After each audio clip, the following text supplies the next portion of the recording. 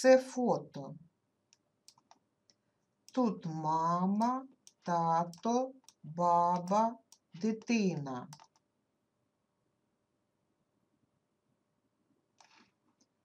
Це сад. Там дуб, лава, фонтан. Це сумка. Тут булка, масло, молоко. Це лава. Тут Максим, Олена, Наталка, Степан.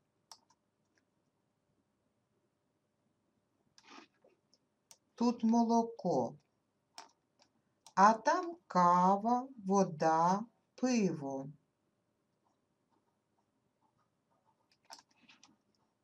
Це Оксана.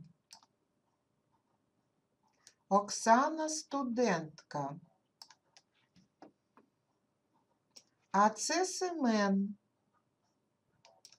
Семен студент.